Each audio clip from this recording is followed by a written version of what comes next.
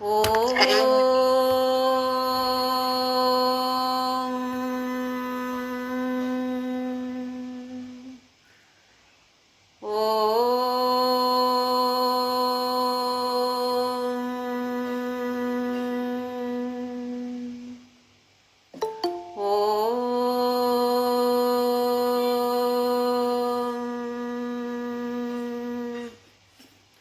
शुक्लांबरधरं विष्णुं शशिवर्णं चतुर्भुजं प्रसन्नवदनं ध्यायेत् सर्वविघ्नोपशान्तये। गुरुर्ब्रह्मा गुरुर्विष्णु गुरुर्देवो महेश्वरः गुरुसाक्षात् परब्रह्म तस्मै श्रीगुरवे नमः। सरस्वती नमस्तुभ्यं वरदे कामरूपिणी विद्यारम्भं करिष्यामि सिद्धिर्भवतु मे सदा। हरि ओं अंदरिकू शुभोदयं। దివ్యమైన భవ్యమైన నిత్య నూతనమైన అద్భుతమైన పవిత్రమైన మన లోపల ఉన్నటువంటి ఈ సుందరమైన దేవాలయానికి అందరికీ స్వాగతం. పప్పా స్వామి రామదాస్ మా గురుగారి పాదార విందాలకు నా ప్రణామాలు. మా అమ్మ నాన్నకి కూడా నా నమస్కారాలు. శ్రీమాత్రే నమః. ఇవాళ నుండి మనము లలితా సహస్రనామం గురించి తెలుసుకుందాం. అందరూ దాదాపు 99.9% మనమందరూ కూడా పారాయణం చేస్తున్నాము, పఠన చేస్తున్నాము. కానీ కొంచెం అర్థం తెలుసుకుంటే ఆ భావన వస్తుంది. ఎవరు ఈ లలితామాతే, మహత్వం ఏంటి, ఏమిచ్చారు ఇందులో, మనం ఇన్ని శ్లోకాలు పారాయణం చేస్తున్నాము, ఏముంది అందులో, దాని గురించి కొంచెం మనము అర్థం చేసుకుంటే అలాంటి భావన వస్తుంది.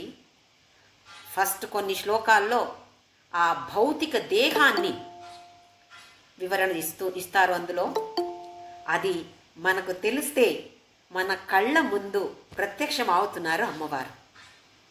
అందుకే ఈ లలితా సహస్రనామం అనే ఒక శ్రేష్టమైన స్తోత్రాన్ని అర్థం తెలుసుకొని అందరూ పఠన చేసే ప్రయత్నం చేద్దాం. దీన్ని ఎవరు రచన చేశారు, ఇది మనము తెలుసుకోవాలి. ఇది బ్రహ్మాండ పురాణంలో వస్తుంది. పురాణ అంటే ఏంటి మనకు తెలుసు. మన సనాతన ధర్మ అంటే వైదిక బోధన. వేదాలు 4 వేదాలు ఉన్నాయి. అందులో ఏ బోధన ఉందో దానికి పేరు సనాతన ధర్మ. వేదాలు మనకు తెలుసుకోవడం చాలా కష్టం. సంస్కృతంలో రాశారు, మనకు సంస్కృతం రాదు. సంస్కృతం వస్తే కూడా అందులో ఏమిచ్చారు, దాని తత్వ ఏంటి అని తెలుసుకోవడం కొంచెం కష్టం. మన అలాంటి అజ్ఞానులకు కష్టం. దానికోసం కథ ద్వారా మనకు ఆ తత్వాన్ని మనకు చెప్తున్నారు. ఎన్నో పురాణాలు ఉన్నాయి. భాగవత పురాణ, శివ పురాణ, విష్ణు పురాణ, స్కంద పురాణ, ఇప్పుడు బ్రహ్మాండ పురాణ, ఎన్నో పురాణాలు ఉన్నాయి. ఈ పురాణాలు అంటే ఈ బ్రహ్మాండ పురాణాన్ని వేదవ్యాసులు రాశారు, రచన చేశారు. వేదవ్యాసులే విష్ణు సహస్రనామ రచన కూడా చేశారు. భగవద్గీత కూడా, మహాభారత రాసింది యారు? వేదవ్యాసులు. అయితే మనము ఎన్నిసారి కృతజ్ఞత చెప్తే కూడా తక్కువ. మనము రోజు పఠించే విష్ణు సహస్రనామ, లలిత సహస్రనామ, ఇవి 2 కూడా రాశారు వేదవ్యాసులు. ఈ పురాణ రాసే ముందు ఎక్కడి నుంచి ఇది వచ్చింది, ఈ లలిత సహస్రనామ ఎలా వచ్చింది అని ఒక్కసారి చూద్దాం. లలిత మాత వర్ణన తర్వాత వస్తుంది. ఆ వర్ణన అప్పుడు చూద్దాము. ఇప్పుడు లలితామాత ఒక రాజభవనలో ఉంటుంది. రాణి అంటే రాజభవనలో ఉండాలి. లలితామాత అంటే సిఈఓ అంటే చీఫ్ ఎగ్జిక్యూటివ్ ఆఫీసర్. ఏ కంపెనీకి? మొత్తం బ్రహ్మాండ. దీనికే సిఈఓ మన లలితామాత. ఆ రాజభవన ఎలాగుంది మనము ఊహించాలి. ఎందుకంటే మనకు దృష్టి కొంచెం తక్కువ ఉంటుంది. దృష్టి అంటే ఫోకస్ చేసే కెపాసిటీ కొంచెం తక్కువ ఉంటుంది.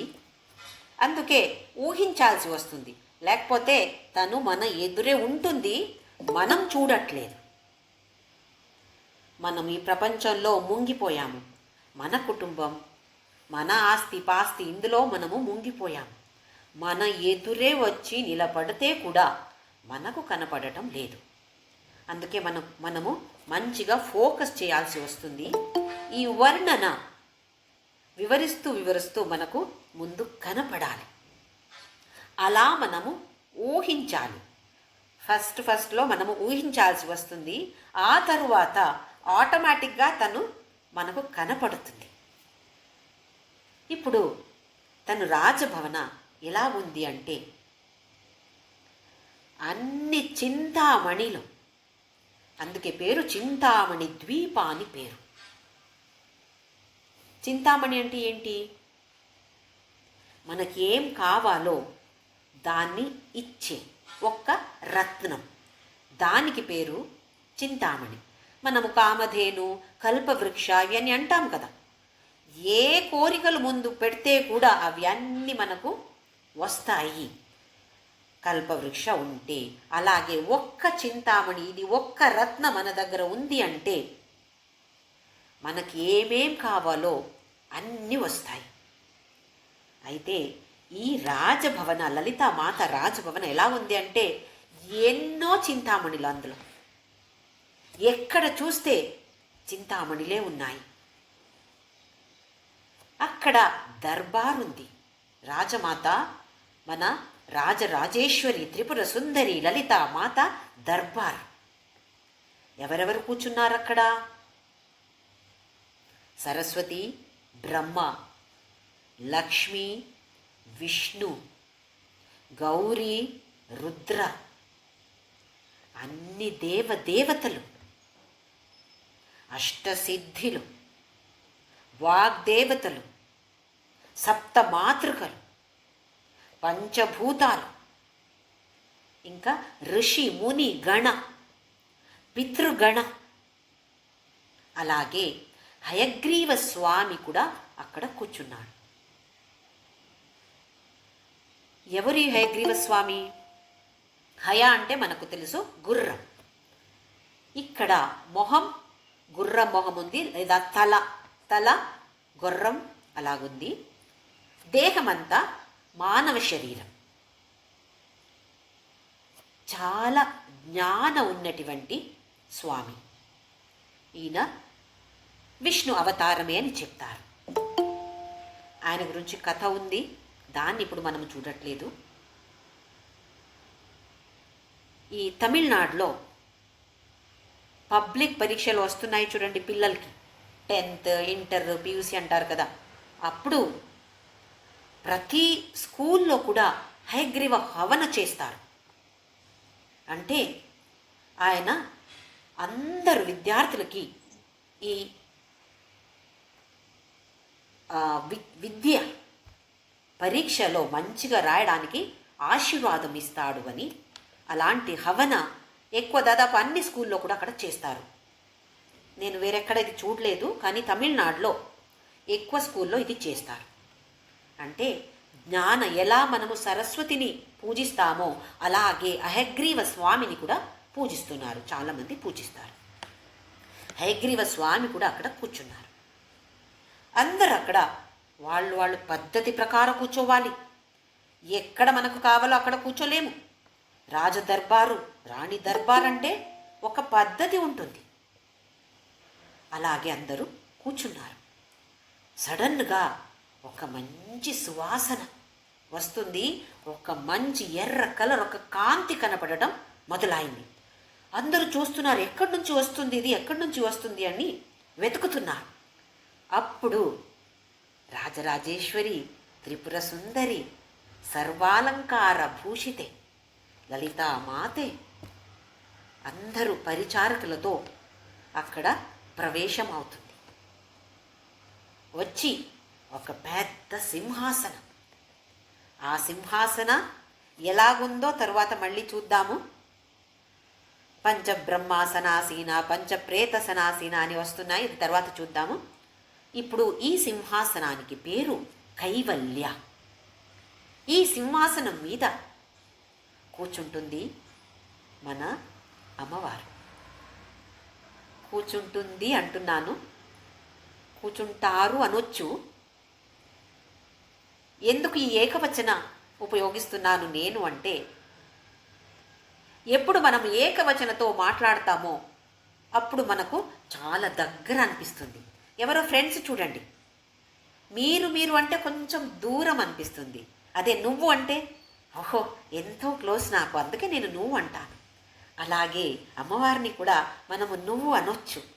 అది అగౌరవం కాదు, అగౌరవంతో కాదు, కానీ ప్రేమంతో ఎలా మనం తల్లిని నువ్వు అంటామో అలాగే ఈ మహాతల్లిని కూడా మనము నువ్వు అంటాము.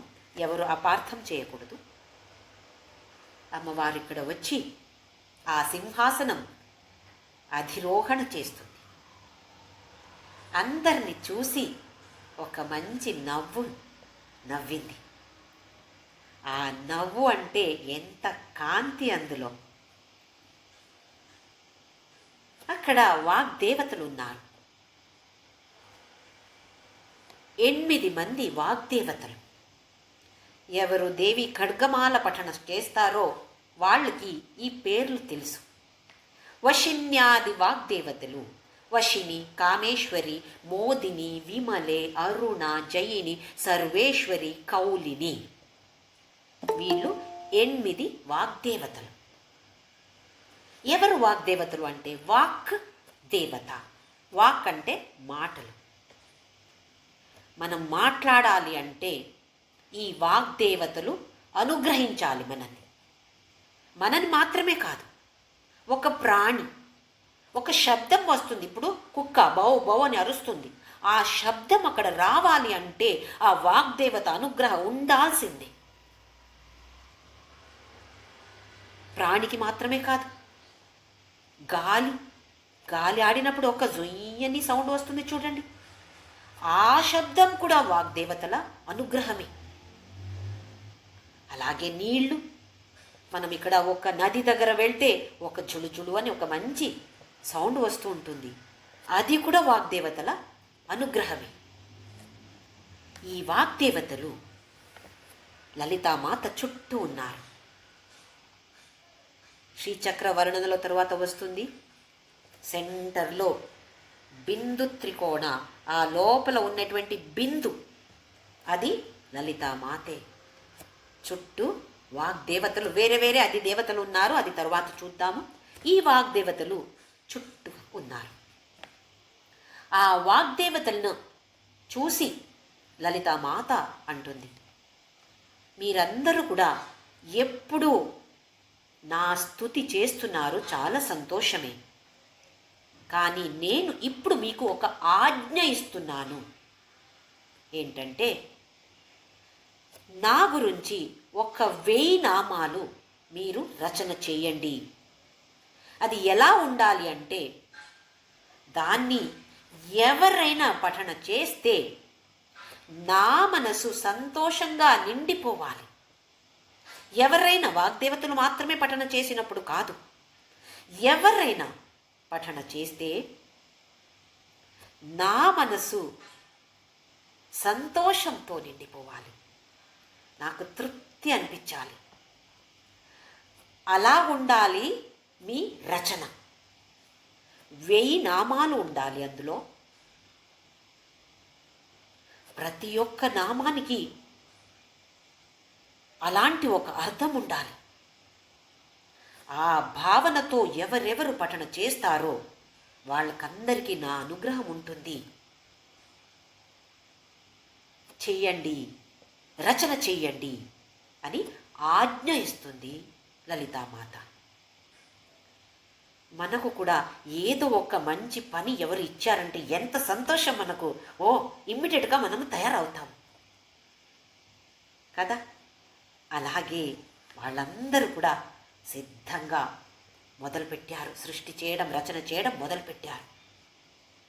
రచన చేసి అందరూ కలిసి వాగ్దేవతలు, మనము పాడితే మనకు ఎంతో తృప్తిగా ఉంటుంది. వాగ్దేవతలు పాడితే ఎలాగుండొచ్చు? అంత మంచిగా పాడారు. అంటే పాడుతూ ఉన్నారు వాళ్ళు 8 వాగ్దేవతలు. అమ్మవారు సంతోషంతో తల ఊపుతున్నారు. అప్పుడు చెవులో ఉంది కదా ఝుంకా, జల్ జల్ జల్ అని సౌండ్ చేస్తుంది. మనము పాడితే కూడా అమ్మవారు సంతోషంతో ఇలాగిలా తల ఊపుతారంట. అప్పుడు కూడా ఇదే ఝుంకాలు ఝల్ ఝల్ ఝల్ అని సౌండ్ చేస్తుందంట. మనకు వినపడుతుందా? లేదే. ఎందుకు మనకు వినపడటం లేదు? అంటే మనము ప్రపంచంలో, లౌకిక ప్రపంచంలో, మన కుటుంబంలో, మనము మన వ్యవహారంలో, లోక వ్యవహారంలో ముంగిపోయాం. మనకెలాంటి సౌండ్ వినపడుతుంది? భార్య పిలిచేది, భర్త పిలిచేది, పిల్లలు పిలిచేది, లేదా అక్కడ కుక్క అరుస్తుంది. ఇలాంటి శబ్దాలు మాత్రమే మనకు వినపడుతున్నాయి. ఈ అమ్మవారి ఝుంకా సౌండ్ మనకు వినపడుతుందా? వినపడాలి మనకు. అలా మనము చెయ్యాలి. అలా మనము అధ్యాత్మబతంలో ముందుకు వెళ్ళాలి. ఒక్కరోజు మనకు ఈ ఝుంకా సౌండ్ వినపడుతుంది. సాధు సాధు, ఉత్తమ ఉత్తమ అంటున్నారంట. ఎందుకు? అంత మంచిగా వాళ్ళు పాడుతూ ఉంటే ఆ అర్థం కూడా అలా ఉంది. ఆహా, ఎంత తృప్తి, ఎంత సంతోషం, ఎంత ఆనందం అమ్మవారికి. అమ్మవారికి మాత్రమేనా? అక్కడ ఎవరెవరు కూర్చొని వింటున్నారో అందరూ కూడా అందులో లీనమైపోయారు. మనం ఎలా పాడుతున్నాము? నేను ఎలా పాడుతున్నాను? వంట చేస్తూ చేస్తూ పాడుతున్నాను. అప్పుడు దృష్టి ఎక్కడ ఉంది? పాడకూడదు అని కాదు, వంట చేస్తూ పాడకూడదు అని కాదు. టైం లేకపోతే అది కూడా సరియే. కానీ వంట చేస్తూ కూడా ఒక్కసారి అయినా అమ్మవారు అక్కడ మనకు మనస్సులో స్మరణకి రావాలి. ఊరికే మెకానికల్గా శ్రీమాత శ్రీ మహారాజ్ని అని చెప్పడం కాదు. కొన్ని నామాలు చెప్తూ చెప్తూ ఆ స్మరణ మనకు రావాలి. అక్కడ కూర్చొని చెప్పడం మనకు కష్టం ఉండొచ్చు. సమయం ఉంటే అలా కూర్చొని చెప్పొచ్చు. లేదంటే పని చేస్తూ చేస్తూ, వాకింగ్ చేస్తూ చేస్తూ కూడా, ఏ పని చేస్తూ కూడా మనం చేయొచ్చు. మనకి ఇది తెలుసు. నామస్మరణ ఎప్పుడు కూడా ఎల్లప్పుడూ చేయొచ్చు. నామతో స్మరణ రావాలి. స్మరణ చేస్తూ చేస్తూ మనము నామం జపించాలి. అలాగే వీళ్ళందరూ పాడుతూ ఉంటే, 8 మంది వాగ్దేవతలు పాడుతూ ఉంటే అందరూ కూడా అందులో లీనమై ఒక సమాధి స్థితిలో జారిపోతున్నారు అందరూ కూడా. హయగ్రీవ స్వామికి కూడా అదే అనుభవం అయింది. అందరూ సమాధి స్థితిలో ఉన్నారు. ఎలాగుండొచ్చు ఆ పరిస్థితి? ఇక్కడికి ఈ విషయం క్లోజ్ చేస్తున్నాను. అంటే హయగ్రీవ స్వామికి ఇక్కడ వాగ్దేవతలు ఈ పఠన చేసి దీన్ని నేర్పించారు. అయితే మూల రచనకారులు ఎవరు? వాగ్దేవతలు, వశిన్యాది వాగ్దేవతలు. వశిని వాగ్దేవతలో ఫస్ట్ వాగ్దేవత పేరు వశిని. ఆది అంటే ఇత్యాది, అందరి పేరు చెప్పలేము మనము, అందుకే వశిన్యాది వాగ్దేవతలు. వాళ్ళు రచన చేశారు. ఈ లలిత సహస్రనామ ఎవరు రాశారు అంటే వశిన్యాది వాగ్దేవతలు. దాన్ని హయగ్రీవ స్వామి విన్నారు. ఒక్కరోజు అగస్త్య మహాముని, అగస్త్య అంటే మనకు తెలుసు, అగస్త్య మహాముని గురించి తెలుసు. అగా అంటే పర్వతం. ఈ వింధ్య పర్వత పెరిగేదంట, రోజు కొంచెం కొంచెం కొంచెం కొంచెం పెరిగేది. దాన్ని స్టాప్ చేయడానికి ఈ అగస్త్య మహామునిని పంపించారు. దాన్ని స్టాప్ చేశారు, దాన్ని పెరగడం స్టాప్ చేశారు. కాబట్టి ఆయనకి పేరు అగస్త్య అని వచ్చింది. మనలో అహంకారం అనేది ఎలాగుంది? ఒక పెద్ద పర్వతం. దాన్ని మనము నాశం చేయాలి, లేదా కొంచెం కొంచెమైనా తగ్గించే ప్రయత్నం చేయాలి.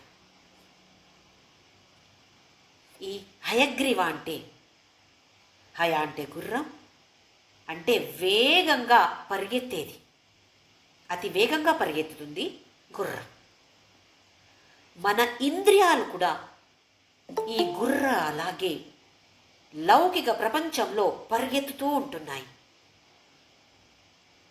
అందుకే ఇక్కడ వీళ్ళిద్దరు మధ్య నడిచే సంవాదం, హయగ్రీవ స్వామి అగస్త్య మహాముని వీళ్ళు మధ్యంలో ఒక సంవాదం నడుస్తుంది. వాద అంటే మనకు తెలుసు, ఒక ఆర్గ్యుమెంట్. సంవాద అంటే ఇది ఒక డయలాగ్, అంటే ఇద్దరు మధ్య నడిచే ఒక సంభాషణ. ఎందుకు దీనికి సంవాద అంటాము? భగవద్గీత కూడా శ్రీకృష్ణార్జున సంవాదే. సంవాద అంటే సంభాషణ, ఇద్దరి మధ్య నడిచే సంభాషణ. కానీ ఈ సంభాషణ చాలా మందికి ఉపయోగం అవుతుంది అంటే దానికి పేరు సంవాద. వాళ్ళిద్దరి మధ్య నడుస్తుంది సంభాషణ, వాళ్ళకి ఇద్దరికి మాత్రమే కాదు, చాలా మందికి కూడా ఉపయోగం అవుతుంది, ప్రయోజనం పడుతుంది అంటే దానికి పేరు సంవాద. ఈ అగస్త్య మహాముని హయగ్రీవ స్వామి దగ్గర వెళ్ళి, ఈ లలితా మాత అంటే ఎవరు స్వామి, నాకు కొంచెం చెప్పరా అని అడిగితే, ఇలాంటి ఒక కోరిక ముందు పెడితే హయగ్రీవ స్వామి లలితా మాత గురించి వేరే అన్ని చెప్పేసి ఈ లలితా సహస్రనామం గురించి మాత్రమే చెప్పలేదు. అన్ని చెప్పి ఆయన తరువాత హయగ్రీవ స్వామితో అగస్త్య మహాముని అడుగుతున్నారు, స్వామి మీరు వేరే అన్ని చెప్పేశారు నాకు, కానీ నాకెవరో తెలిసింది, నాకు లలితా సహస్రనామం ఉంది అని, నాకు అది చెప్పలేదే, నాకు ఆ అర్హత లేదా, నాకు అది తెలుసుకునే పఠన చేసే అర్హత లేదా నాకు అని అడుగుతున్నారు. భగవద్గీతలో 18వ అధ్యాయంలో ఒక్క శ్లోకం వస్తుంది. పరమాత్ముడు అర్జునుడికి చెప్తున్నారు, ఎవరికి నా మీద భక్తి లేదో, ఎవరికి ఈ భగవద్గీత నేర్చుకునే ఆసక్తి లేదో, ఎవరు నన్ను ఒక లోప దృష్టిని చూస్తున్నారో వాళ్ళకి ఇది చెప్పకూడదు అని అన్నాడు. 67th శ్లోక, చాప్టర్ నంబర్ 18 ఆఫ్ భగవద్గీత. ఇదంతే నా తపస్కాయ నా భక్తాయ కదాచన అని అన్నాడు. అలాగే హయగ్రీవ స్వామి అంటున్నారు, ఎవరికి ఇది చదవాలి నేర్చుకోవాలని ఆసక్తి ఉందో వాళ్ళకి మాత్రమే ఇది బోధించాలి అని అమ్మవారు కూడా చెప్పారు. ఇప్పుడు నువ్వు అడుగుతున్నావు కాబట్టి నేను చెప్తాను అని లలితా సహస్రనామం నేర్పించారు, బోధన చేశారు. అది మాత్రమే కాదు, త్రిశతి కూడా, లలితా సహస్రనామంతో త్రిశతి కూడా బోధన చేస్తారు. అయితే ఇప్పుడు మనకు వాగ్దేవతలు రచన చేశారు. ఆ తరువాత హయగ్రీవ స్వామి దాన్ని విని అగస్త్య మహామునికి దీని గురించి చెప్తారు. మనకెక్కడి నుంచి వచ్చింది ఇది? దీన్ని బ్రహ్మాండ పురాణంలో వేదవ్యాసులు రాశారు. బ్రహ్మాండ బ్రహ్మాండ అంటే చాలా పెద్దది మనకు తెలుసు. అయితే ఈ పురాణం కూడా చాలా పెద్దది. సృష్టి గురించి, ఈ సృష్టి ఎలాగాయింది దాని గురించి ఇందులో వర్ణన ఉంది. ఇందులో అధ్యాత్మ రామాయణ కూడా ఉంది. ఎవరు రాశారు ఇది? వాల్మీకి రాసిన రామాయణ కాదు. అధ్యాత్మ రామాయణ అంటే బ్రహ్మాండ పురాణంలో వేదవ్యాసులు రాశారు. ఇందులో లలితోపాఖ్యాన అని కూడా రాశారు. ఇందులో వస్తుంది లలితా సహస్రనామం. అయితే మనకు వేదవ్యాసులు వల్ల ఈ బ్రహ్మాండ పురాణంలో రాశారు కాబట్టి మనకు వచ్చింది. దీన్ని వేదవ్యాసులు కొడుకు శుక మహాముని ఆయనకి బోధిస్తారు. ఆ తరువాత ప్రియమైన శిష్య ఎవరు అంటే సూత మహాముని, ఆయనకి కూడా ఈ లలితా సహస్రనామ బోధన చేస్తారు. ఈ సూత మహాముని శౌనకాది ఋషి, శౌనక ఆది అంటే చాలా, శౌనక ఋషి మాత్రమే కాదు, వేరే వేరే ఋషులు కూడా వాళ్ళకందరికీ ఈ సూత మహాముని దీని గురించి చెప్తారు. అలాగే మనకు వచ్చేసింది.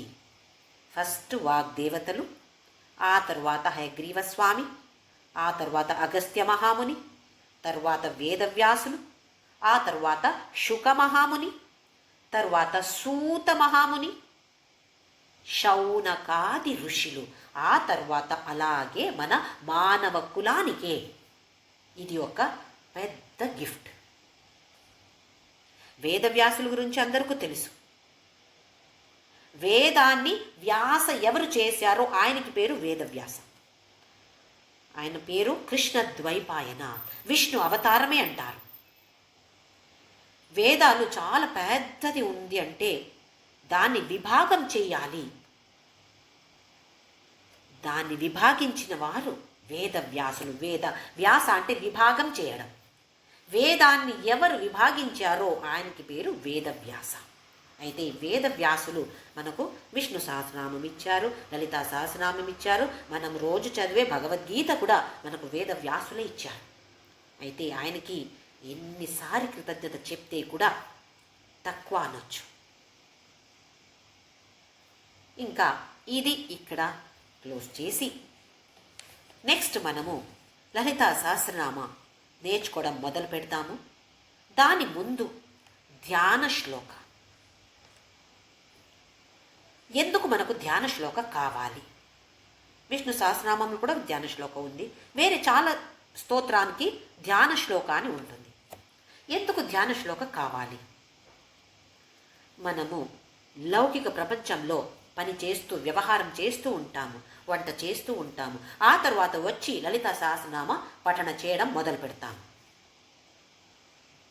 అప్పుడు మనస్సు ఏ పని చేసి వచ్చామో అందులో ఉండొచ్చు. అక్కడి నుంచి ఇక్కడికి తీసుకురావాలి కదా మనస్సుని. అందుకే ధ్యాన శ్లోకం అని మనము మొదలు పెడతాము. ఇప్పుడు ఉదాహరణకి శుక్లాంబరధరం విష్ణు అని మొదలు పెడతాము. ఈ ధ్యాన శ్లోకంలో ఫస్ట్ వచ్చే ఒక్క పద, ఆ ఒక్క పద చాలంట దాని తత్వాన్ని చెప్తుంది. ఏంటి శుక్లాంబరధరం అంటే? శుక్ల అంటే వైట్గా ఉండే, ప్యూర్గా ఉన్నటువంటి, అంబర అంటే డ్రెస్, బట్ట వేసుకోవడం కదా, వేసుకుంటాం కదా, అది శుక్ల అంబరధరం. మంచి బట్ట వేసుకొని, తెల్ల బట్ట వేసుకొని, అంటే తెల్ల బట్ట వేసుకొని కూర్చోవాలా? అలా కాదు. తెల్ల బట్ట అంటే ఇక్కడ దాని వెనక అర్థం ఉంది. మనస్సు, పరిశుద్ధమైన మనస్సు.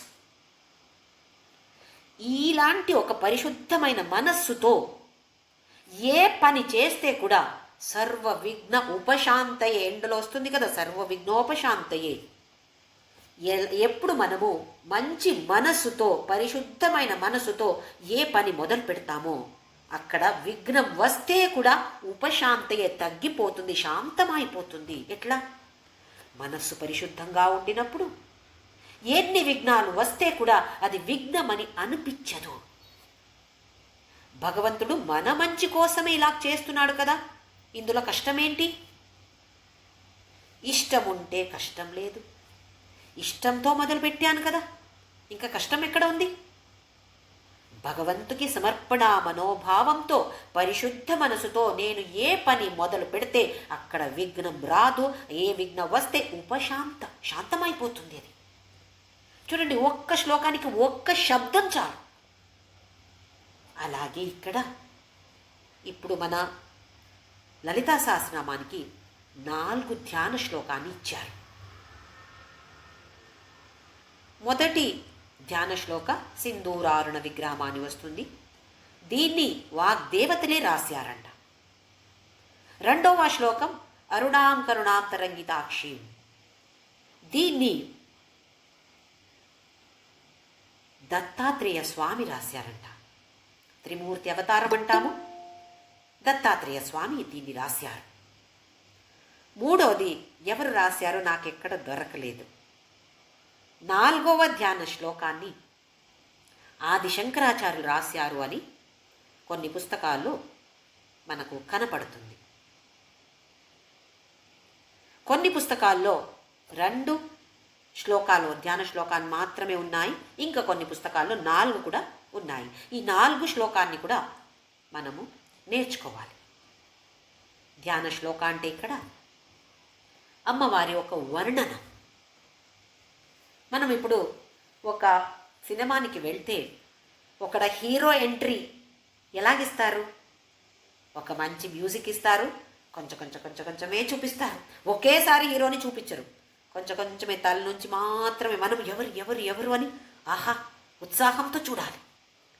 అలాగే ఇక్కడ కూడా పైన నుంచి కింద వరకు అమ్మవారి వర్ణన ఉంటుంది.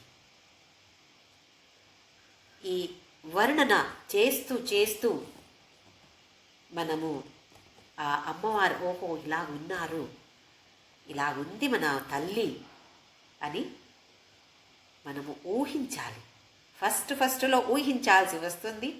ఆ తర్వాత మనకు కనపడుతుంది.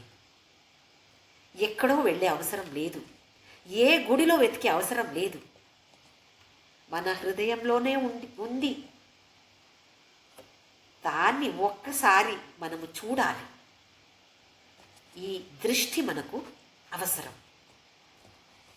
అలాంటి దృష్టి ఉంటే తప్పకుండా మనకు కళ్ళ ముందు ప్రత్యక్షమవుతుంది మన తల్లి. చూద్దాము ఫస్ట్ ధ్యాన శ్లోక. సింధూరారుణ విగ్రహాం త్రినయనాం మాణిక్యమౌలిస్ఫురత్ తారానాయక శేఖరాం స్మితముఖీం ఆపీనవక్షోరుహాం పాణిభ్యామలిపూర్ణరత్నచషకం రక్తోత్పలం బిభ్రతీం సౌమ్యాం రత్నఘటస్థరక్తచరణాం ధ్యాయేత్ పరామంబికాం. ధ్యాన శ్లోక. మొదటి ధ్యాన శ్లోక సింధూర అరుణ విగ్రహం. ఒక వర్ణన. సింధూర ఎర్రగా ఉంటుంది ఈ రంగు. అరుణ నారింజ రంగు. అంటే ఎలాగుంది నారింజ రంగు? కొంచెం ఎర్రగా ఉంది. మనం చూస్తాం కదా, మనం ఇప్పుడు చీరకి బ్లౌజ్ పీస్ కావాలంటే వెతకడానికి వెళితే ఆరెంజ్ కలర్. ఆరెంజ్ కలర్ అంటే ఎలాంటి ఆరెంజ్? ఎన్నో షేడ్స్ ఉన్నాయి అందులో. మనం మళ్ళీ చీర దానితో దగ్గర తీసుకొని చూస్తాం కదా, అన్ని ఆరెంజ్ ఏముంటుందా? లేదు. అయితే ఇక్కడ సింధూర అరుణ ఎర్రగా ఉన్నటువంటి నారింజ రంగు, రెడ్డిష్ ఆరెంజ్ విగ్రహం. అలాంటి ఒక్క రూపం. విగ్రహం అంటే ఇక్కడ ఒక ఫామ్, ఒక రూపం. మనం ఇది తెలుసుకోవాలి. ఇక్కడ రూపం అంటే ఏదో అవతారం ఎత్తిన అమ్మవారు కాదు. రామ అవతారం, కృష్ణ అవతారం. కానీ మన అమ్మవారు CEO కదా, తను అక్కడ ఆవిర్భూతమైంది అంటాము. అంటే వ్యక్తమైంది, పుట్టులేదు, పుట్టింది కాదు. అది కూడా తర్వాత మన లలితా సహస్రనామ వర్ణనలో తర్వాత కూడా అది కూడా చూడబోతున్నాము. పుట్టులేదు, ఒక అవతారం కాదు, ఆ ఫామ్ అంటే విగ్రహం ఎలా ఉంది. కొందరు ఎంత అందంగా ఉంటారంటే కొంచెం మనం అంటాం కదా, అయ్యో ఎంత పింక్ పింక్గా ఉంది, చూడండి మొహం ఎంత బాగుంది, మళ్ళీ మళ్ళీ చూడాలి అనిపిస్తుంది మనకు కొందరిని చూస్తే. అలాంటి రంగు ఉంది. అలాగే ఎర్రగా ఉన్నటువంటి నారింజ రంగు, ఇది పైనుంచి చూస్తే ఈ అర్థం. దీనికి ఒక తత్వ అర్థం ఉంది, వెనక ఒక అర్థం ఉంది. ఇక్కడ ఎర్ర కలర్ అంటే, రెడ్ కలర్ అంటే ఒకటి సర్వీస్ చేయాలి, ఇంకొకటి త్యాగం చేయాలి. దేన్ని త్యాగం చేయాలి? నేను నేను నేను నా వాళ్ళు, నా ఇల్లు, నా పిల్లలు, నా భార్య, నా భర్త, అమ్మమ్మమ్మమ్మో ఎన్ని ఉన్నాయి మనకు, నాది నాది నాది అనేటానికి. ఇవన్నీ కొంచెమైనా తగ్గించాలి, దీన్ని త్యాగ చెయ్యాలి మనము. ఇది ఈ సింధూర అనే దీనికి తత్వ అర్థం. అలాగే అరుణ అంటే అగ్ని. ఎలాంటి అగ్ని? జ్ఞానాగ్ని. ఎప్పుడు మనకి ఈ జ్ఞానాగ్ని ఉంటుందో అప్పుడు అన్ని వేరే ఏముంటే అవి అన్నీ కాలిపోతున్నాయి. అగ్ని అంతే కదా, అన్ని ఏమేమి ఉన్నాయో అన్నీ కాల్చేస్తుంది. అయితే ఇది కూడా అలాంటి ఒక్క జ్ఞానాగ్ని, ఎల్లప్పుడూ ఉన్నటువంటి ఒక్క జ్ఞానం. దేని గురించి ఇది కూడా మనము గుర్తుపెట్టుకోవాలి. వేదాలు, ఏ వేద చూస్తే కూడా తత్వం ఒకటే ఉంటుంది. మనకది అర్థం అవట్లేదు, అందుకే ఉపనిషత్తు రాశారు. ఉపనిషత్తులో ఏముంటుంది? ఆత్మ అంటే ఏంటి, నువ్వు ఎవరు, దీని గురించి ఉంటుంది ఉపనిషత్తు. అది కూడా మన అలాంటి వాళ్ళకి అర్థం అవ్వదు. అందుకే పురాణాలు రాశారు. ఏమి తేడా ఉపనిషత్తుకు పురాణాలకి? ఏం తేడా? ఉపనిషత్తు అంటే అందులో కథలు ఉండవు. పురాణ అంటే ఇప్పుడు భాగవత పురాణ చూడండి, ఎన్ని మంచి మంచి కృష్ణుడి గురించి కథలు. మనకు చదవాలి అని ఆసక్తి పుట్టుతుంది. ఆ కథలు వల్ల మనము దాన్ని అర్థం తెలుసుకోవాలి. కథలు అంటే చిన్న పిల్లలు కూడా ఎంతో ఇంట్రెస్ట్, మనకు కూడా అంతే కదా. కథ చెప్తే ఆహా ఎంత మనకు హ్యాపీ. అలాగే పురాణాలు కథల ద్వారా చెప్పేది అర్థం ఒక్కటే, వేరేమి లేదు, తత్వం వేరేమి లేదు.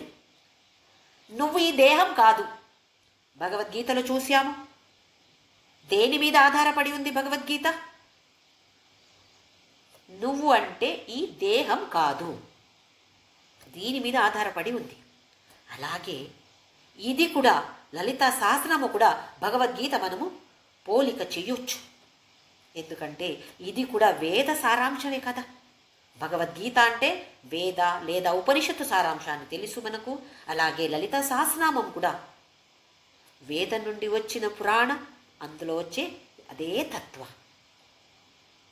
ఇక్కడ ఈ విగ్రహాన్ని నీకు ఒక రూపం ఇచ్చాను, కానీ నువ్వు ఎవరు అని తెలుసుకో, ఆ జ్ఞానాన్ని పెంచుకో. ఎలా పెంచుకోవాలి? త్యాగం చెయ్యాలి. ప్రపంచంలో ముంగిపోయావు, దాని నుంచి కొంచెం బయటకు వచ్చి detach from the world, attach to God. Attach ఇక్కడ నుంచి కొంచెం వెనక తీసుకొని ఇక్కడ భగవంతుడు అంటే ఎవరు, ఇక్కడ మనము అటాచ్ అవ్వాలి. ఇది సింధూర అరుణ విగ్రహానికి ఒక అర్థం. చూడండి ఎంత మంచి అర్థం ఉంది దీనికి. మనమేమో సింధూర అరుణ అంటే ఓహో ఆరెంజ్ కలర్, రెడ్ కలర్, ఒక రూపం. అమ్మవారు అంటే చాలా మంచిగా కనపడే ఒక విగ్రహం, ఒక రూపం. అది కూడా కరెక్టే, కానీ దాని వెనక ఉన్నటువంటి అర్థం ఏంటో దాన్ని మనము తెలుసుకొని పాడినప్పుడు, పఠన చేసినప్పుడు సింధూరారుణ విగ్రహం ఒక్కసారి ఆ విగ్రహ రూపం ముందుకు రావచ్చు. దాని వెనక ఓహో నేను ఇలా బయటికి రావాలి, ఈ భావన మనకు రావాలి. త్రినయన, మనకు ఈ రూపం నా అలాగే ఆ రూపం కూడా ఉంది అంటే ఏంటి మరి గ్రేట్ ఉంది? నా అలాగే కదా? కాదు, నాకు రెండే కళ్ళున్నాయి, ఓ లలితామాతకి 3 కన్నులున్నాయనేసరికి ఓహో ఏంటో నాకన్నా గ్రేట్. నాకు రెండే చేతులు, ఆమెకి 4 ఉన్నాయి, ఓహో అయితే నాకన్నా గ్రేట్. కొంచెం ఆసక్తి ఎక్కువ అవుతుంది. 3 త్రినయన, నయన అంటే కళ్ళు, 3 కళ్ళు ఉన్నాయి. ఇక్కడ కళ్ళు అంటే మనకు ఈ రైట్ కళ్ళు భూతకాల దాన్ని చూపిస్తుంది. మనకు సమయంలో 3 కాలాలు ఉన్నాయి, భూతకాల, భవిష్యత్ కాల, వర్తమాన కాల. భూత అంటే అయిపోయింది, భవిష్యత్ ఇంకా అవలేదు, ఆ పోతుంది, అది భవిష్యత్. అయితే మన రైట్ సైడ్, రైట్ ఐ అది భూతకాల్ని చూపిస్తుంది, లెఫ్ట్ది భవిష్యత్ కాలాన్ని చూపిస్తుంది. మనం ఎలా బతుకుతున్నాము?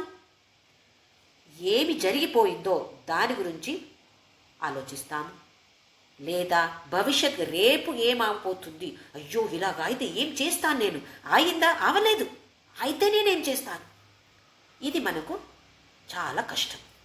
ఇదే కదా వరి చేసి చింత చేసేది మనం ఇదే.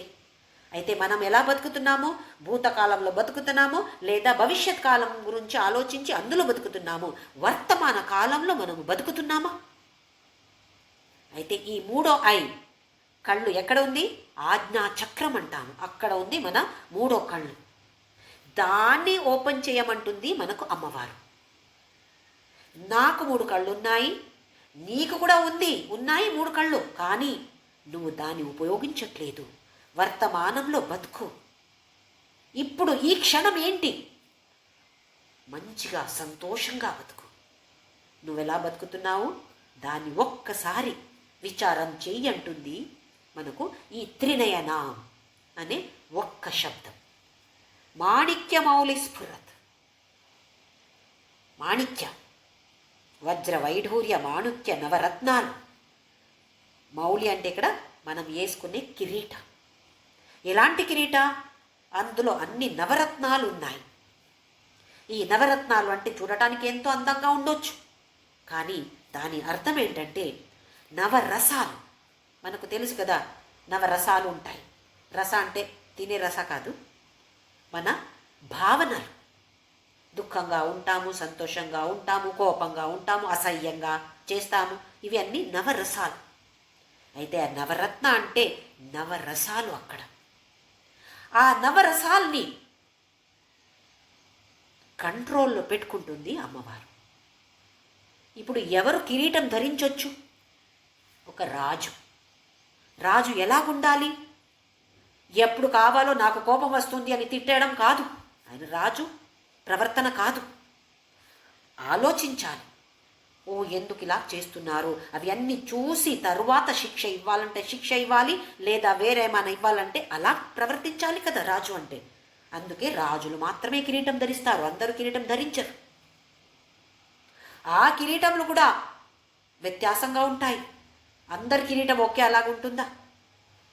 ఒక పెద్ద రాజు ఉండొచ్చు, ఇంకొక చిన్న రాజు ఉండొచ్చు, అందరికీ ఒకే విధంగా ఉండదు. అంటే అందులో కూడా అర్థం ఉంది. అయితే మనకు కిరీటం ధరించే అర్హత ఉందా? ఒక్కసారి ఎవరైనా జ్యోతి ఎందుకు ఇలా చేసావంటే ఎంత కోపం వచ్చేస్తుంది. నా కంట్రోల్లో ఉందా నా మనసు? ఈ నవరసాలు నా కంట్రోల్లో ఉందా? ఎవరికి అర్హత ఉందో వాళ్ళు మాత్రమే ధరించాలి. మాణిక్యమౌళి స్ఫురత్. స్ఫురత్ అంటే షైనింగ్. తారా నాయక శేఖర. శిఖర. శిఖర అంటే పైన, తల మీద, కిరీటం మీద ఎవరున్నారు? తారానాయక. తారానాయక ఎవరు? చంద్రుడు. చంద్రుడు అంటే మనస్సుకి అధిదేవత. మనస్సుని కంట్రోల్లో పెట్టుకుంటుంది. ఎవరి మనసు? తను మనసు కంట్రోల్లో ఉంది. మన అందరి మనసు తను కంట్రోల్లో ఉంది. మన కంట్రోల్లో ఉందా మనసు? మనకు ఎలాగుంటుంది? అందరు నేను చెప్పినట్టు వినాలి, నా భర్త నేను చెప్పినట్టే చెయ్యాలి, పిల్లలు అమ్మో నేనేం చెప్తున్నానో అదే చెయ్యాలి. అందరూ నా చేతిలో ఉండాలి కదా. వాళ్ళందరూ ఉండొచ్చు, భర్త వినొచ్చు, పిల్లలు వినొచ్చు, ఇంకా వేరే వాళ్ళు వినొచ్చు, కానీ నా మనస్సు నా కంట్రోల్లో ఉందా? ఇది మాత్రమే లేదు. ఇంకా మొత్తం ప్రపంచం మన చేతిలో ఉండాలి, నా మనస్సు మాత్రం ఎలాగైనా ఉండొచ్చు. ఇది కాదు.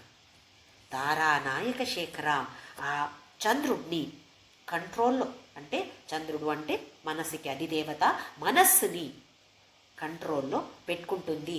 అమ్మవారి ఈ రూపం మనము ఊహన చేస్తూ చేస్తూ ఇలా ఉండాలి నేను, ఈ భావన మనకు రావాలి. అమ్మవారు ఇలాగుంది, నేను కూడా ఇలా కావాలి. ఎందుకంటే ఈ లలితా సహస్రనామ చదివితే, పఠన చేస్తే, పారాయణ చేస్తే నాకేమొస్తుంది? మనకిదే కదా. ఎవరైనా వచ్చి ఈ స్తోత్ర చదువు జ్యోతి అంటే నాకేం వస్తుంది? ఈ స్తోత్ర చదివితే నాకేం దొరుకుతుంది? మనకు బిజినెస్. నేను ఈ స్తోత్ర చదివితే నాకు అది జరగాలి. అయితే ఫస్ట్ అడిగేది నాకేం వస్తుంది? సరస్వతి స్తుతి చేస్తే జ్ఞానం ఇస్తుందంట, లక్ష్మీ స్తుతి చేస్తే సంపత్తి ఇస్తుందంట. లలితామాత ఏమిస్తుంది? ఏమిస్తుంది అంటే మన అందరినీ లలితామాతగా చేస్తుందంట. ఎవరెవరు పారాయణ చేస్తారో, ఎవరెవరు పఠన చేస్తారో వాళ్ళందరూ కూడా లలితామాతగా తయారవుతారంట. ఇంకా వేరేం కావాలి మనకు? ఏ సంపత్తు కావాలి, ఏ జ్ఞానం కావాలి, ఏం అవసరం లేదు మనకు.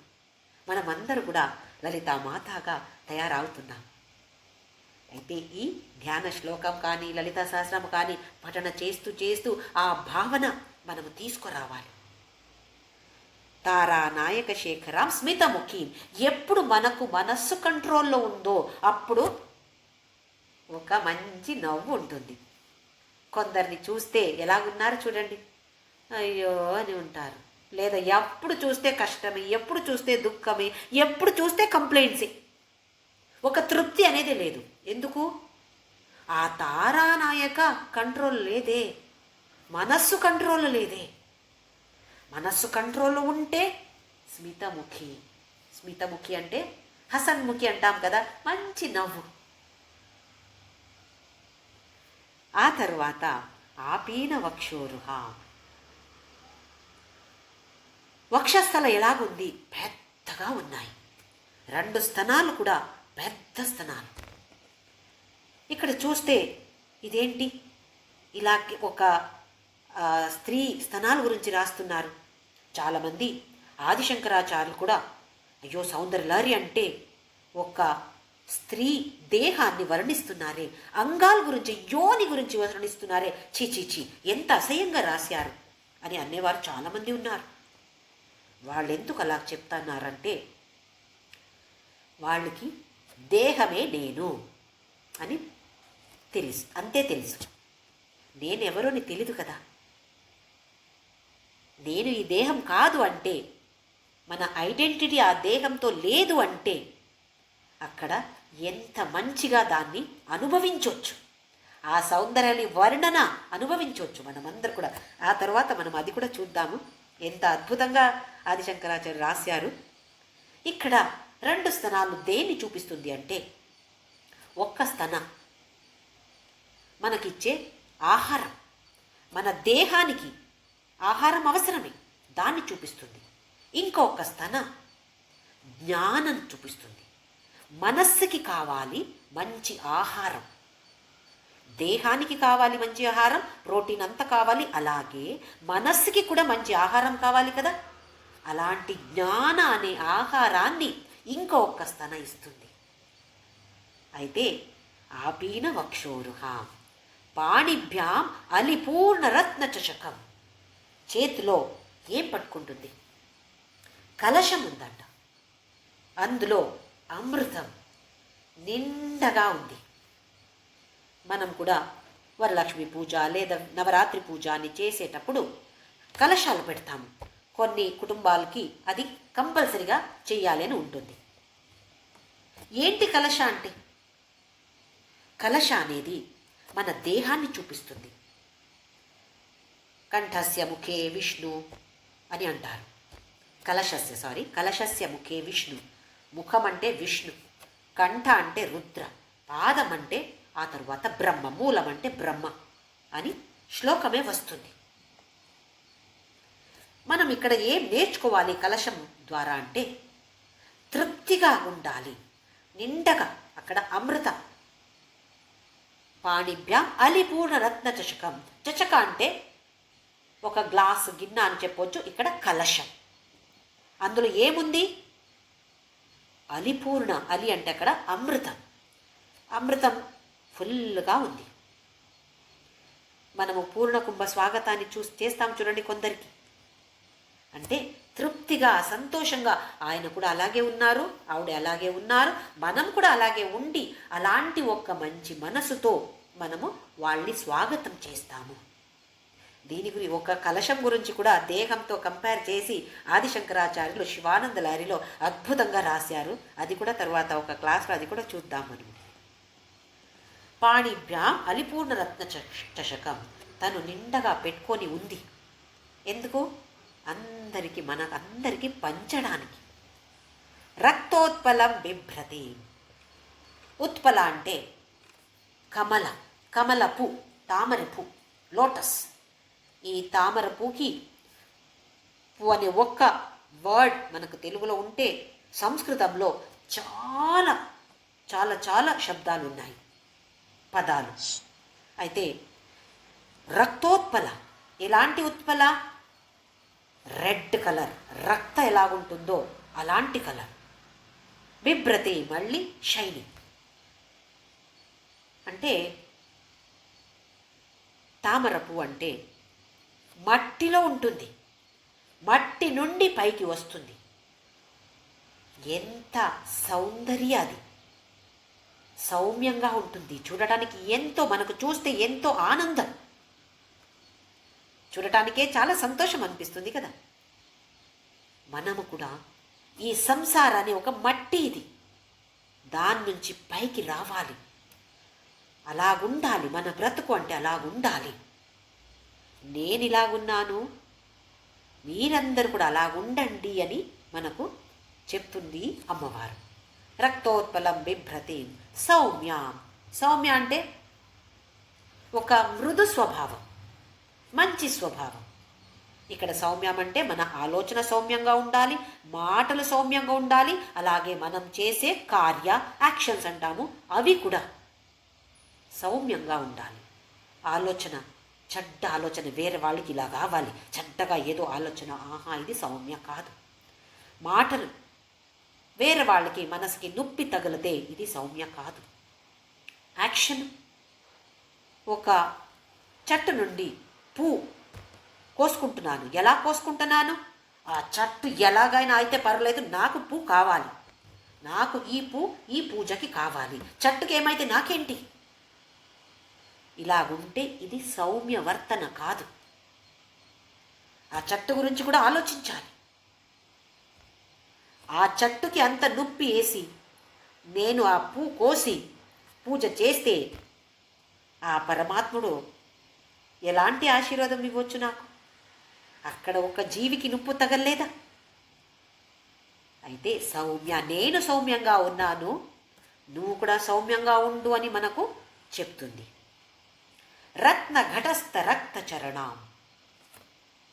ఘట అంటే మళ్ళీ మన దేహం, ఒక పాట్ అని చెప్పొచ్చు, మన దేహాన్ని కూడా చెప్పొచ్చు. లేదా పెద్ద బ్రహ్మాండం, దాన్ని కూడా ఒక ఘట, ఒక పాట్ అంటాం కదా, అలాగే అని ఒక బ్రహ్మాండాన్ని అలాగే ఊహించి తను ఏం చేస్తుంది? రత్న ఘటస్థ రక్త చరణం. రక్త చరణ, మళ్ళీ ఎర్రటి పాదాలు. ఎంత మృదు పాదాలో మనం దాన్ని ఊహించాలి. ఈ పాదాల్ని మన తల మీద పెట్టింది అమ్మవారు.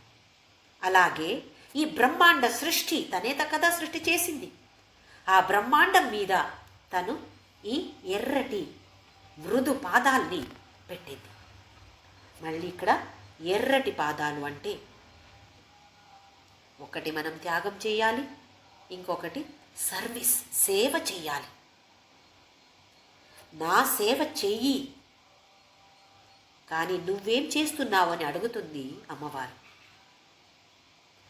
బ్రహ్మాండం మీద నేను నా పాదాల్ని పెడితే నువ్వేమో బ్రహ్మాండంలో ముంగిపోయావు. నా పాదాల్ని నువ్వు చూడట్లేదే. చూస్తున్నామా? బ్రహ్మాండంలో, ఈ ప్రపంచంలో ముంగిపోయి ఆ మృదు పాదాలు, ఎర్రటి పాదాలు మనకు కనపడుతున్నాయా? దీని గురించి మన దేహం మీద, నీ తల మీద కూడా పెట్టాను. దాని గురించి ఆలోచన చేయి, విచారం చేయి, చింతన చేయి. నిన్ను నేను ఆశీర్వదిస్తున్నాను. నువ్వేమో నేను ఎలాంటి మంచి ఆశీర్వాదం ఇస్తే కూడా ఇంకా ఒక పెద్ద లిస్టే ఉంది కదా, కోరికల లిస్టు పట్టుకొని గుడికి వస్తున్నావు. అదే లిస్టు పట్టుకొని సహస్రనామ పఠిస్తున్నావు. నాకు అది ఇవ్వు, నాకు ఇది ఇవ్వు, ఎన్ని కోరికలు. నా పాదాలు నీ తల మీద ఉంది అంటే ఇంకా వేరేం కావాలి నీకు? దీన్ని అడుగుతుంది అమ్మవారు. ధ్యాయేత్ పరామంబికాం అంటుంది. అలాంటి అమ్మవారిని పాదాల గురించి ధ్యాయేత్ మనము ధ్యాన చేయగలుగుతున్నామా? పరాం అంబికాం, అలాంటి పరాం అంటే శ్రేష్టమైనది, అపర అంటే మనకి ఏమి తెలుసో, ప్రపంచంలో ఏముందో దాని గురించి మనకు తెలుసు, ఈజీగా మనము నేర్చుకోవచ్చు. ఏమి తెలియదో దాన్ని ఈజీగా నేర్చుకోవచ్చు. కానీ ఇది దానికి అతీతమైనది, గుణాతీతమైనది, దేహాతీతమైనది. దీనికి పేరు పరా. అలాంటి అంబిక పరాం అంబిక. ఇలాంటి అంబిక రాజరాజేశ్వరి, త్రిపుర సుందరి, లలితామాత పాదాల్ని నా తల మీద పెట్టి ఉంటే నేనేం చేస్తున్నాను? దాని గురించి కొంచెం కూడా విచారం చేయట్లేదు. ఎందుకంటే నాకు టైం లేదు, నేను బిజీగా ఉన్నాను. ఎందులో బిజీగా ఉన్నాను? నాకు కుటుంబాల్లో చాలామంది ఉన్నారు, వాళ్ళకంతా వంట చెయ్యాలి. ఇంకా అయితే ఫ్రీ టైం దొరకట్లేదా? దొరుకుతుంది. అందులో ఏం చేస్తున్నావు? వాట్సాప్ చూస్తున్నాను. అందులో ఎన్ని వీడియోలు వస్తున్నాయి, ఎలక్షన్ గురించి వస్తున్నాయి. దాన్ని చూడాలి కదా. నేను చూస్తే చాలా, వేరే వాళ్ళకి ఫార్వర్డ్ చేయాలి, వాళ్ళు దాన్ని చూశారా అని ఫోన్ చేసి అడగాలి. అయితే మనకు సమయం లేదు. అందుకే ఈ ధ్యాన శ్లోకంలో సింధూర అరుణ విగ్రహం, ఇది ఒక్కటి మనం తెలుసుకుంటే తరువాత ధ్యాయే పరామంబికాం, లాస్ట్ ఒక్క శ్లోక కాదు, ఒక్క పదం, దీని గురించి మనం తెలుసుకుంటే ఆ ధ్యాన చేయడానికి ఆసక్తి పుట్టుతుంది. ధ్యాన చేయడానికి ఓహో నేను ప్రయత్నం చేస్తాను, నేను ఇంతవరకు చేయలేదు, ఊరికే మెకానికల్గా పఠన చేశాను, కానీ ఇప్పుడు నాకు తెలిసింది, ఏం చెయ్యాలో నాకు తెలిసింది, ఈ ప్రయత్నం చేస్తాను. ఇలాంటి ఒక ఉత్సాహంతో మనము ముందుకు వెళ్తాము. ధ్యాయేత్, ధ్యాన చెయ్యాలి. ఎలా ధ్యాన చెయ్యాలి? నామస్మరణ. అందుకే కదా నా 1000 నామాలు రాయండి అని చెప్పింది. నామానికి అంత శక్తి ఉంది. మనమేమో ఊరికే మెకానికల్గా చెప్పొచ్చు, కానీ అలాంటి పారాయణ పఠన చేస్తే కూడా దానికి కూడా ఒక శక్తి ఉంది. అర్థం తెలుసుకొని పఠన చేస్తే ఇంకా ఎక్కువ శక్తి వస్తుంది. శక్తి అంటే మళ్ళీ కోరికలు తీసుకోవడానికి కాదు, అధ్యాత్మ పథంలో ముందుకు వెళ్ళడానికి. ఇలా ముందుకు వెళ్ళి అందరూ కూడా మోక్ష అంటే లలితా మాతగా మనమందరూ కూడా తయారవుతున్నాము. ఇలా మనకు అనుగ్రహం ఇస్తుంది అమ్మవారు. అయితే అలాగవడానికి మనమందరూ నామస్మరణ చేస్తూ చేస్తూ అర్థం తెలుసుకొని మనన చేస్తూ శ్రవణ మనన నిధి ధ్యాసన మన జీవితంలో ఆచరణ చేసే ప్రయత్నం చేస్తూ చేస్తూ అందరూ కూడా ముందుకు వెళతాము.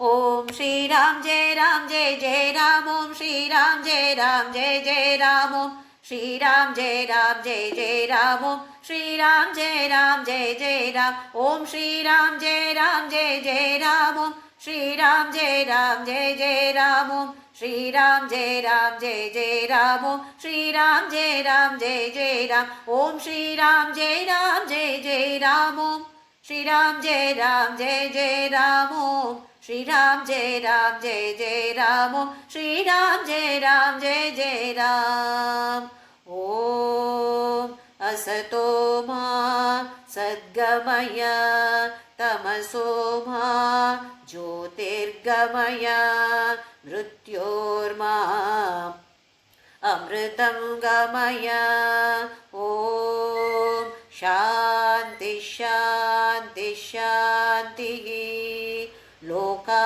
समस्ता सुखिनो भवन्तु लोका समस्ता सुखिनो भवन्तु लोका समस्ता सुखिनो भवन्तु।